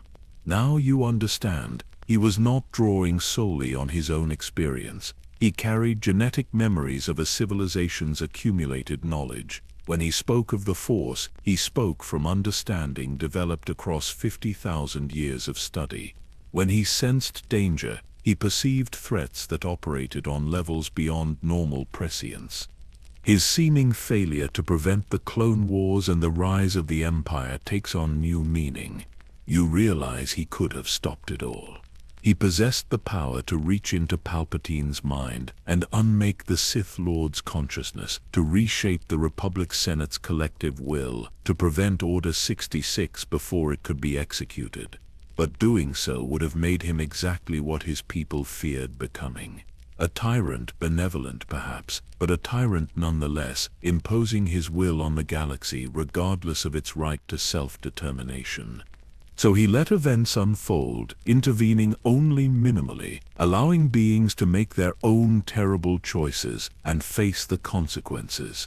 He prepared what he could, positioned Luke Skywalker to become the catalyst for redemption, but he did not force the outcome. Even in failure, even watching his order destroyed and his students murdered, he remained true to the covenant his people made millennia ago. Serve, but do not control. Guide but do not compel, watch but do not interfere, except when the alternative is extinction. The profound loneliness of that existence makes your heart ache. Imagine living 900 years, watching friends age and die within the span of decades while you endure. Imagine carrying knowledge that could prevent so much suffering, but knowing that sharing it would cause even greater catastrophe. Imagine being surrounded by people who respect and admire you while having no one, not a single being in the entire galaxy, who truly understands what you are and why you must remain hidden. You think of Yaddle leaving the Council in the year 26 before the Battle of Yavin. The records here suggest she sensed the coming darkness, felt the approaching catastrophe of Order 66 and the Jedi Purge. Her departure was not retreat but preparation. She went to ensure Grogu's survival, to protect the next Guardian, so the cycle could continue beyond the dark times approaching. Whether she died in that service or merely vanished into the same obscurity from which she came, her final act was to think not of herself but of the continuation. And Grogu, that small child demonstrating powers that terrify and amaze those who witness them, carries the weight of this legacy without yet understanding it. By the time he reaches maturity, perhaps 400 or 500 years from now, the current era's conflicts will be ancient history. The Empire will have risen and fallen, new governments will have formed and collapsed, entire generations of beings will have lived and died, and he will still be there, watching, guiding the next iteration of Force users toward the light, while never revealing what he truly is. The loneliness compounds across the centuries. Yoda at least had Yaddle for a time, another being who understood. But for most of his existence, even that connection was denied him. Grogu will have even less. He is being raised by Mandalorians, by beings who will age and die while he remains a child in their eyes. By the time he reaches the maturity to understand his purpose, everyone he knew in his youth will be long gone, mere names in archives, if they are remembered at all. You understand now why Palpatine wanted Yoda destroyed with such fervor. The dark side itself recognized the threat these Guardians posed to its dominion. Not through direct opposition, the Sith could match any Jedi in combat, but through their very existence, they embody proof that power can be wielded responsibly, that beings capable of godlike abilities can choose humility and service instead. That truth undermines everything the Sith teach about power's corrupting nature and the weakness of restraint. Darth Bane's encounter with one of the Guardians makes sense now. He touched minds with a being that could see every possible future his dark side philosophy might create, witnessed in crystalline clarity the ultimate emptiness and defeat that awaited at the end of his chosen path. The rule of two he created after that encounter was not just pragmatism, it was fear. Fear that if the Sith grew too numerous, the Guardians might finally abandon their restraint and erase the dark side from the galaxy entirely. You consider what Darth Plagueis sought in his obsessive research into midi-chlorian manipulation and immortality. He was chasing echoes of the Guardian species without understanding what he pursued. He believed he could unlock the secret of eternal life through scientific method, never realizing that the beings whose genetic legacy he sought had achieved immortality by surrendering their physical forms entirely. The irony would be amusing if the implications were not so dark. Had he succeeded, had he found this world and accessed its genetic archives, he might have created Sith Lords with Guardian-level power, but none of the restraint. The resulting catastrophe would have made the ancient civil war look restrained by comparison. Your own Force sensitivity takes on new meaning. Every being touched by the Force carries a fragment of the gift that species seeded throughout the galaxy before their dissolution.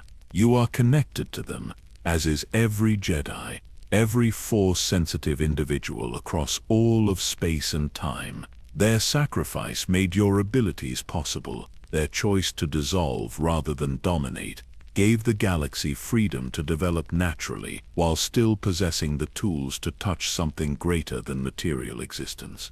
The burden of knowing this truth weighs on you like physical mass.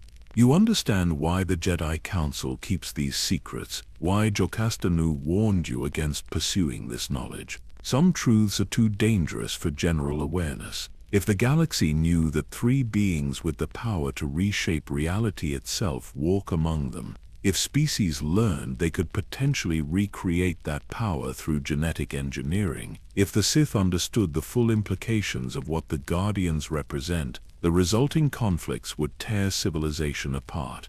Yet you also understand that you were meant to find this. The Force itself guided you here, past every obstacle and warning, to witness this revelation. Perhaps because someone other than the Guardians needs to know. Perhaps because knowledge, even dangerous knowledge, serves a purpose when held by those who will guard it appropriately. Perhaps simply because the story deserves to be remembered, even if it can never be widely told. You record everything, not in official Jedi archives where it might be discovered, but in encrypted personal files secured behind protocols that will require someone walking a similar path of investigation to unlock. A message for future seekers, for those who ask the same questions you asked and deserve the same answers you received. The truth will be there, waiting, protected but accessible to those worthy of receiving it. On the third day, as you prepare to depart, you stand one final time in the central temple and speak aloud to the consciousness that permeates this place. Thank you, you say simply. Thank you for showing me. Thank you for showing me. Thank you for trusting me with this knowledge. I will guard it as you have guarded us. I promise to honor the sacrifice your people made. The air shimmers, and for just a moment you sense response. Not words but emotion, gratitude mixed with relief that someone finally understands, that the burden of secrecy is shared even if only with one more being across the galactic span. Then the presence fades, and you are left in silence.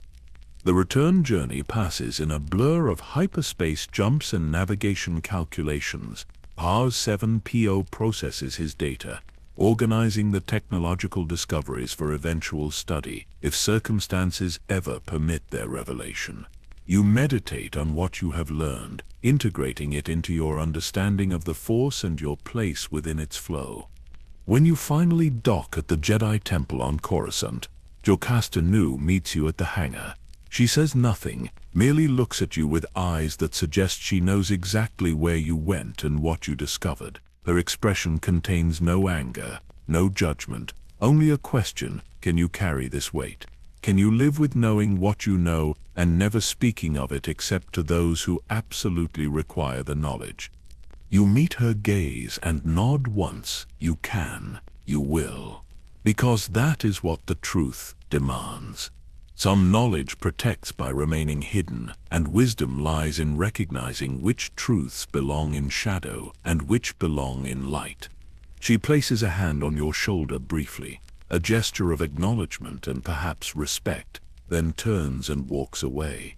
You watch her go, understanding that you have crossed a threshold from which there is no return. You are no longer simply an archivist cataloging history. You have become a guardian yourself, not of people but of knowledge, entrusted with a secret that shapes everything while remaining invisible to almost all.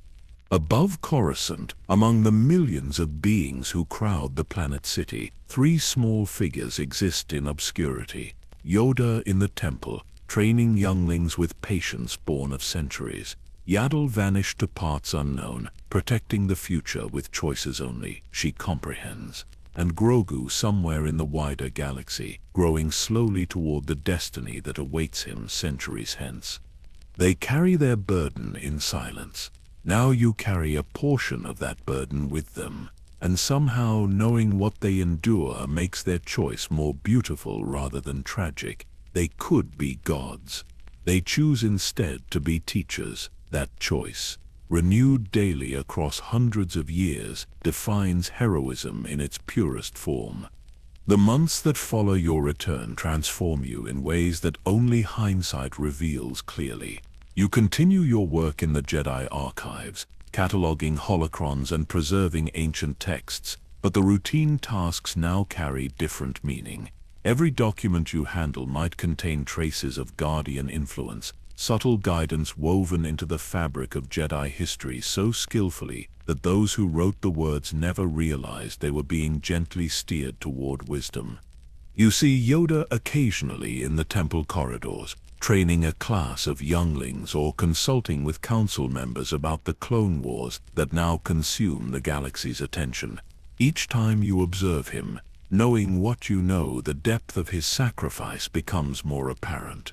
He moves among these students with patience that transcends normal pedagogy, speaking in his distinctive backward syntax that might be linguistic remnant of a language 50,000 years dead.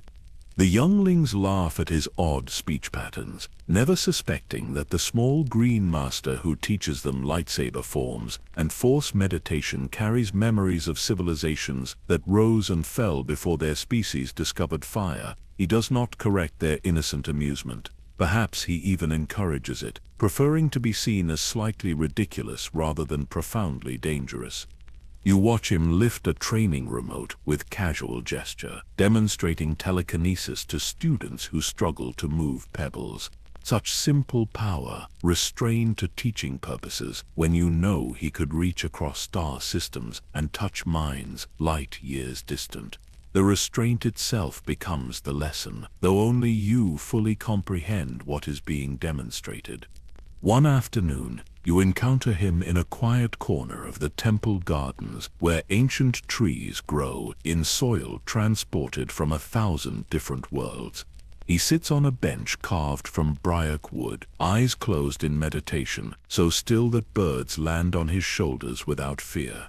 You pause, uncertain whether to disturb such peace, but he speaks without opening his eyes. Troubled you are, young archivist.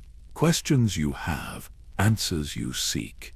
His voice carries that familiar musical quality that makes even casual conversation sound like wisdom passed down through ages. You sit beside him carefully, choosing words with precision. I understand now, Master. Why the secrets? Why the silence? The weight you carry alone. Alone I am not, he says, and opens his eyes to regard you with gaze that seems to pierce through temporal illusions to see the eternal patterns beneath. The Force itself is companion. Those who dissolved long ago are still present, still guiding, and now one more knows the truth, shares the burden. Lighter it becomes when carried together, even if that together is only two across the galaxy's span. He looks toward the sky visible beyond the garden's transpersistal dome, toward stars beginning to emerge as Coruscant's artificial day cycle transitions toward evening. Out there somewhere, another guardian walks paths I cannot see, and in time, when I join the Force completely, another will come. The cycle continues, as it must, as it has for 50,000 years, as it will for 50,000 more, if the galaxy survives its current troubles. You sit together in silence as twilight deepens, two beings sharing knowledge that perhaps 3 or 4 others in the entire galaxy possess. Finally, you speak the question that has haunted you since leaving the sanctuary world. Was I meant to find it? Did you somehow guide me toward the truth?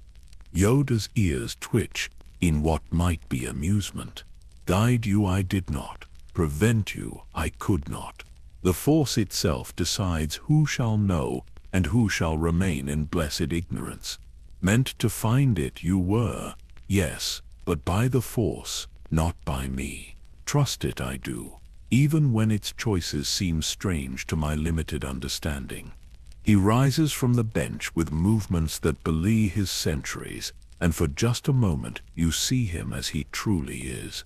Not the elderly Jedi Master playing mentor to another generation of students, but something far older and more eternal. A fragment of living history, a bridge between the galaxy's ancient past and its uncertain future, a guardian in both name and essence. May the Force be with you, young Kale, he says, using your name in a way that carries layers of meaning you suspect he fully comprehends. Guard what you know carefully. Share it only if you must, and only with those who will understand that power means nothing without purpose, that wisdom lies in knowing when not to act. He walks away through the garden paths, and you watch until he disappears around a curve lined with flowering shrubs from worlds you have never visited. The weight on your spirit feels simultaneously heavier and lighter than before. Heavier because you now share responsibility for protecting knowledge that could reshape galactic civilization. Lighter because that burden is no longer carried in absolute solitude. The Clone Wars continue their terrible grinding progression. Worlds burn, populations flee, and the Jedi die in battles across 100 systems. You watch it unfold with growing horror, understanding now that Yoda sees every casualty not just as a loss in the present, but as a life that will never contribute to futures spanning centuries. His grief compounds across timescales that mortal minds cannot fully grasp. Yet he continues teaching, continues fighting when he must, continues serving the Order and the Republic even as he surely perceives their approaching doom. Because that is what the Covenant demands. Remain present, remain engaged, remain hopeful even when hope seems foolish. Trust that the Force will guide events toward balance, eventually, even if the path there requires traversing darkness that seems absolute. You think of Grogu often, wondering where the child wandered after the temple fell, hoping that Yaddle's final mission succeeded in ensuring his survival. Somewhere in the galaxy, perhaps hidden by Mandalorians or concealed on some remote world, the youngest Guardian grows toward his destiny. In 400 years, he will understand fully what he is. In 800 years, he will possess wisdom that makes the current era's conflicts seem like brief storms in an eternal ocean. In 900 years, he will perhaps sit as Yoda sits now, teaching another generation while carrying secrets that protect through remaining hidden. The thought brings strange comfort. Civilizations fall, empires rise and collapse, wars consume entire generations, but the Guardians endure. They watch from the margins, guide from the shadows, serve without recognition or reward. As long as they persist, the galaxy retains connection to something greater than its current troubles. As long as they remember, the sacrifice of an ancient civilization continues to shape events toward outcomes that preserve life and possibility. You return to your quarters as night fully claims Coruscant, the planet city's lights creating artificial constellations that obscure natural stars. You seal your personal holocron containing the encrypted records of your journey, securing it behind protections that will require deliberate effort to bypass. The knowledge waits there for whoever the Force guides to discover it next, in a decade or a century or a millennium. Sleep comes easily for the first time since your investigation began. Your dreams fill with peaceful images drawn from the sanctuary world. Forests breathing with luminous energy, trees reaching toward something beyond material existence, empty cities sleeping beneath moons that cast silver light on crystal architecture. The planet waits, tending itself, maintaining what remains until perhaps one distant day when the galaxy might be ready to know that gods once walked among them and chose humility over dominion. In your dream, you stand again in that central temple and the holographic figure appears once more. But this time she does not speak of history or warning. She simply smiles, and in that expression you perceive gratitude that spans the gulf between extinction and continuation. Someone remembers, someone understands. The story survives, even if it cannot yet be told widely. When you wake, the memory of that smile remains, and you carry it forward into whatever days remain to you. You have been granted a gift that few beings ever receive. You have witnessed truth that reshapes understanding of everything you thought you knew, and you have been entrusted with protecting that truth for as long as you draw breath. The responsibility feels sacred rather than burdensome. You are part of something larger than yourself, connected to a chain of guardianship that stretches backward 50,000 years and forward into futures you will never see. Your small role in that vast pattern matters because every role matters. Every individual who chooses service over selfishness contributes to the whole. Above Coruscant, stars drift in their ancient courses, following paths determined by gravity and motion that predate any consciousness. But among those stars, on worlds you will never visit, beings reach toward the Force and touch something that those long-dissolved guardians seeded throughout creation. Their gift persists, their legacy continues, and three small figures, easily overlooked, ensure that the galaxy never forgets how to touch transcendence, even when it forgets the teachers who made transcendence possible. May the Force be with you now and always. May you find peace in knowing that even the smallest beings can carry the greatest burdens. May you rest well, secure in understanding that guardians watch in the darkness, that wisdom persists across ages, and that service itself is the highest form of power. The story ends here, but the truth it contains continues beyond endings. Somewhere in the galaxy, a child grows slowly toward understanding. Somewhere in memory, a species sleeps in the embrace of the cosmic force, and somewhere between knowing and mystery, the greatest secret in galactic history remains hidden in plain sight, protected by silence, guarded by those who understand that some knowledge preserves best when whispered rather than shouted. Sleep now. Rest in the peace of mysteries honored rather than exploited, and know that when you wake the Force will still flow through all living things, connecting everything in patterns too vast for mortal comprehension, but beautiful beyond measure. The stars continue their dance. The Force continues its eternal flow, and the Guardians continue their watch, patient and eternal, serving a covenant that will outlast empires and illuminate the darkness for as long as life persists among the infinite stars.